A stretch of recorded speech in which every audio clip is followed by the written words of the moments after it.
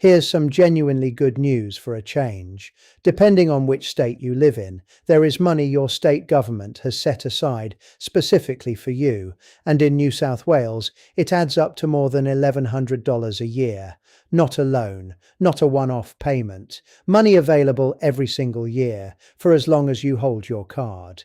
And the reason most Australian seniors never see a cent of it is almost stupidly simple. Nobody sends it to you. You have to ask.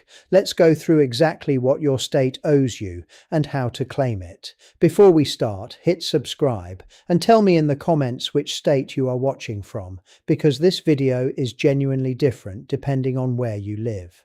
And I want to know who I'm talking to. Start with the reason all of this money sits unclaimed, because understanding this is what makes the rest of the video useful rather than just interesting. Almost none of these concessions are automatic. Your council does not check whether you've turned 67. Your electricity retailer does not look up whether you hold a pensioner concession card. Your state transport department does not scan Centrelink's records and quietly stop charging you for registration. Every one of these is an application. Usually short, usually free, usually once, and if nobody ever tells you it exists, you simply keep paying full price forever while the money sits there with your name on it.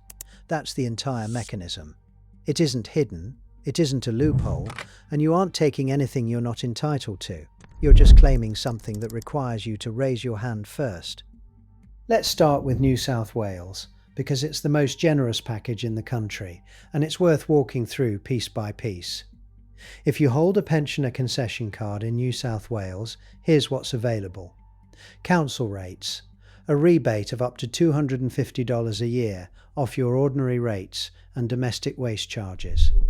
On top of that, where your council provides the service, a further rebate of up to $87.50 off your sewerage rates. So on council and water alone, that's up to $425 a year. Then energy. New South Wales runs the Low Income Household Rebate, which is worth up to $285 a year for retail customers, credited to your bill quarterly rather than paid as a lump sum. One important catch worth knowing. You have to choose between that and the Seniors Energy Rebate, which is worth $200. You can't hold both. So if you qualify for the Low Income Household Rebate, that's the one to take. It's $85 a year better, and people who applied for the smaller one years ago and never revisited it are quietly leaving that difference on the table every year since. And then the big one, which is the piece most people outside New South Wales don't realise exists: free vehicle registration. If you hold a pensioner concession card, Service New South Wales waives 100% of the registration fee and the motor vehicle tax on one nominated private vehicle. Now, how much that's actually worth depends on your car, because the motor vehicle tax scales with the weight of the vehicle. For a typical modern car, think a Corolla-sized sedan, around 1,350 kilos, you're looking at roughly $82 in registration fee, plus about $380 in motor vehicle tax. That's around $462 a year, waived entirely, every year, on one vehicle. Be clear about what isn't included though. Your compulsory third-party green slip is not covered and stays at full price, so this isn't free motoring. It's the registration and tax components specifically. Add those together for a New South Wales pensioner who owns their home, pays their own power bill and runs one car. $250 for rates, $87.50 for water, $87.50 for sewerage, $285 for energy, and around $462 for registration. That comes to roughly $1,172 a year. And I want to be straight with you about that figure. It's a maximum, and it assumes all five apply to you. If you rent, the rates and water rebates don't apply. If you don't drive, the registration waiver doesn't apply. But even claiming 2 or 3 of the 5 puts several $100s a year back in your pocket that you are currently not receiving. And that's before public transport, which I've deliberately left out of the total, because it depends entirely on how much you travel. In New South Wales, Gold Opal fares for seniors and pensioners cap your travel at $2.50 a day. And once you hit that cap, everything else that day is free, across metro, train, bus, ferry and light rail. In regional New South Wales, the same $2.50 daily fare applies through the Regional Excursion Daily Ticket and the Country Pensioner Excursion Ticket on Trainlink services. For someone who travels into the city even once a week, that alone is worth hundreds a year on top of everything above. Now Victoria, which works differently and catches people out precisely because they assume it works like New South Wales. Victoria's municipal rates concession is a 50% rebate on your council rates, capped at $272.70 for the current year.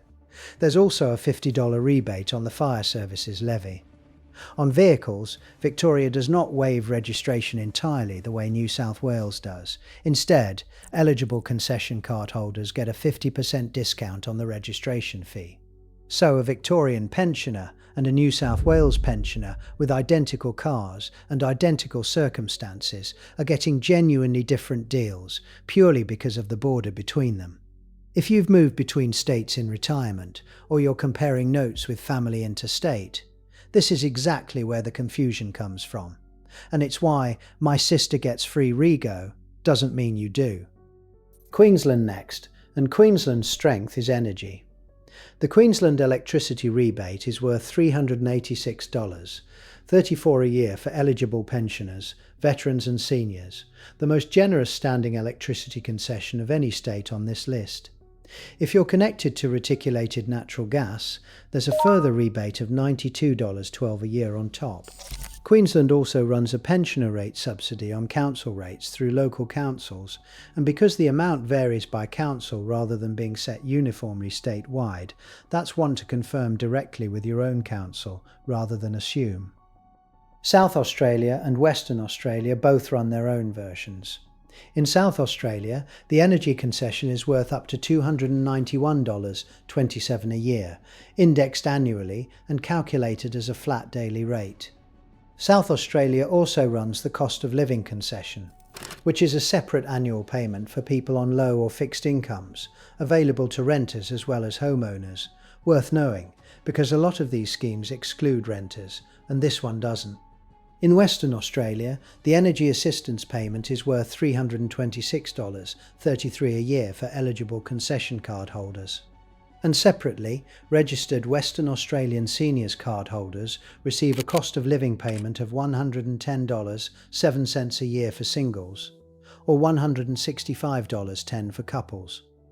Now, if you rent rather than own, I want to address that directly, because this is exactly the point where a lot of people switch off, assuming none of this is for them. And that's wrong. Yes, the council rates, water and sewerage rebates are tied to the property, so if you're renting, those specific ones aren't yours to claim. But look at what's left. The energy rebates follow the account holder, not the property owner. So if the electricity bill is in your name, you claim the rebate on it regardless of whether you own the place or rent it. That's up to $285 a year in New South Wales, $386.34 in Queensland, $326.33 in Western Australia. The vehicle registration concession has nothing to do with property at all, so a renter in New South Wales gets exactly the same full waiver as a homeowner. Public transport concessions are the same for everyone. And in South Australia specifically, the cost of living concession is explicitly available to tenants as well as homeowners, which is unusual and worth knowing if that's your state.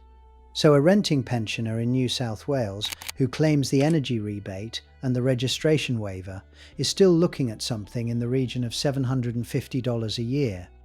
Less than a homeowner certainly, but nowhere near nothing and far more than most renting pensioners currently claim.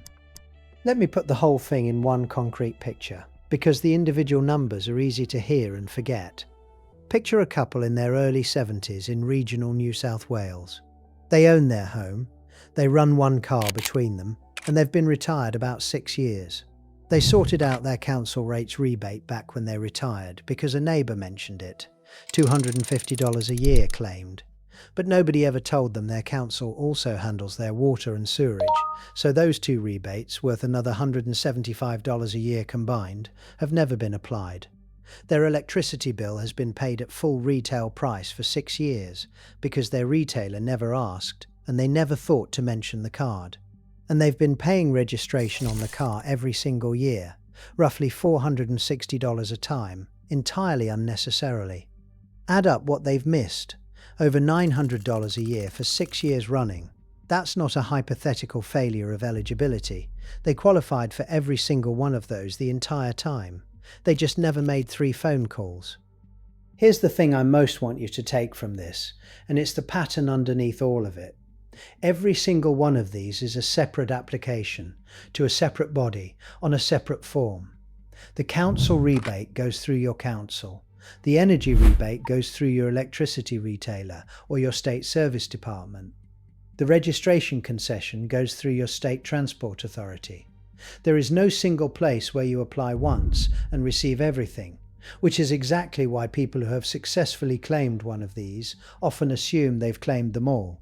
Picture someone who sorted out their council rates rebate the year they retired, felt organised about it, and has been paying full price for electricity and registration every year since, simply because nobody mentioned those were separate.